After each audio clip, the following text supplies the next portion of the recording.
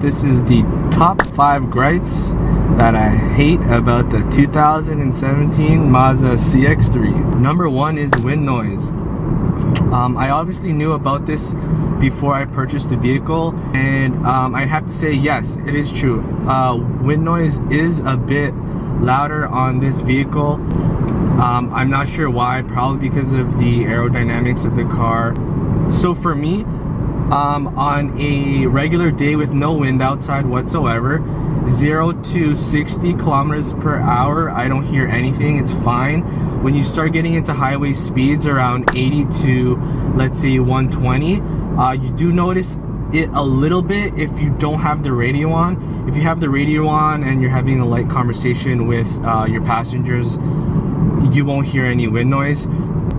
Speeds after 120 to 130, yes, you can hear wind noise from the outside. It's not howling wind noise, but it is wind noise that you do notice. Having said that, with the roof rails on, you know, the rails that go front to back, the wind noise was the same as if there was no roof rails on the vehicle. I did notice that when I did add the crossbars, that they did get slightly louder. And number 2 for me would have to be the turn signal indicator volume. I just find it really soft. I wish it was a bit louder, and I already have it set into high on the system settings here, and it's still very faint for me. With the volume on 15 for my music and driving speeds, you know, with all the outside factors into consideration, like the wind noise, the tire noise, and all the other stuff happening around you outside, it's really hard for me to hear the turn signal indicator. I thought it was just me, my ears, but someone also mentioned that while they were riding in the car, and it's something that I noticed right off the bat. So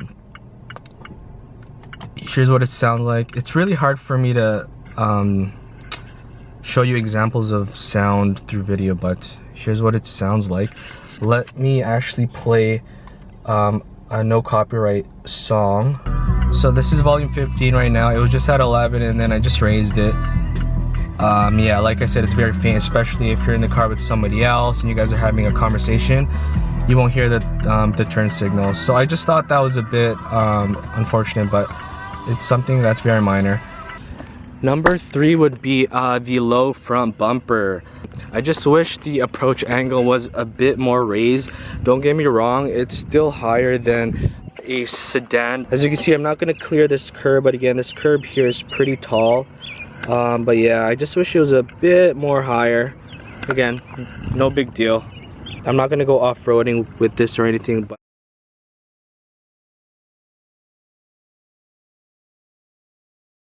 here's another curb here. I will clear this curb here for sure. There's an iPhone there just for size reference.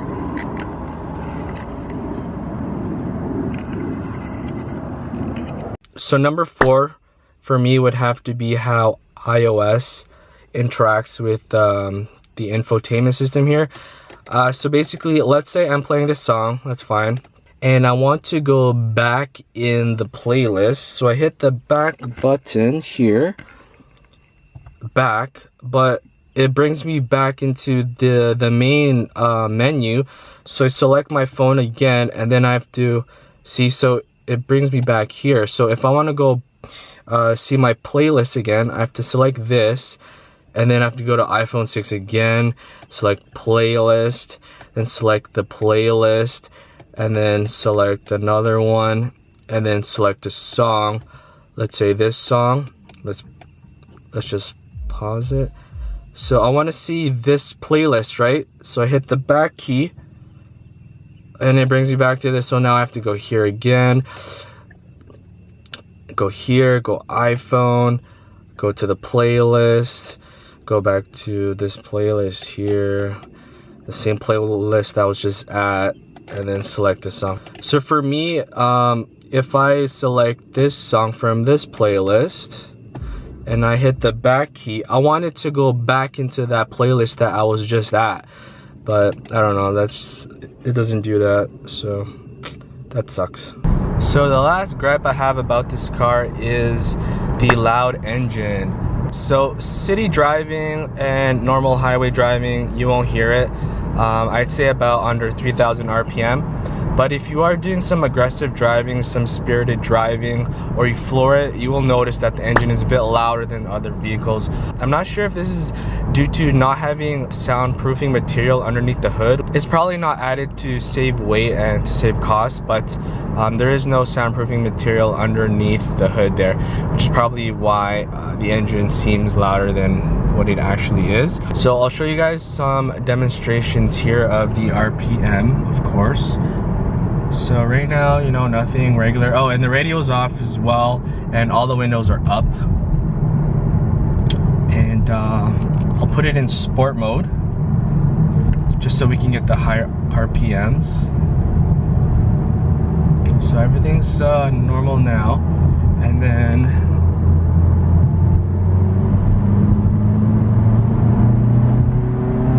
yeah, so you do hear it. Let me shut off sport mode here.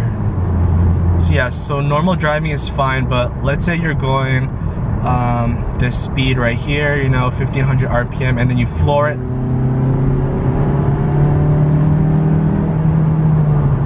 Yeah, for me, I don't really care. With the radio on, I don't even notice it. If anything, I actually think it sounds like a Honda when it hits VTEC.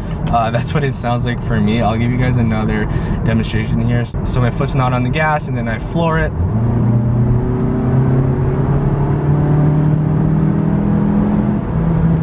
There you go. Sounds pretty cool, actually.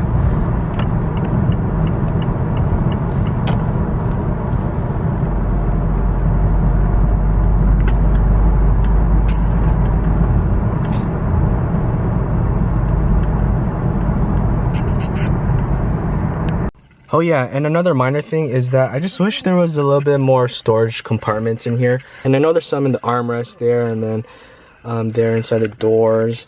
But there isn't really anything except these cup holders here, that like wedge there, but that's not really good for anything. So I did find this thing on Amazon. It's like this accessory for a car. And basically, it just happened to fit right in between the seat and the console. This is basically where I keep my phone and some of the wires. But yeah, I guess this was a lifesaver, you could say.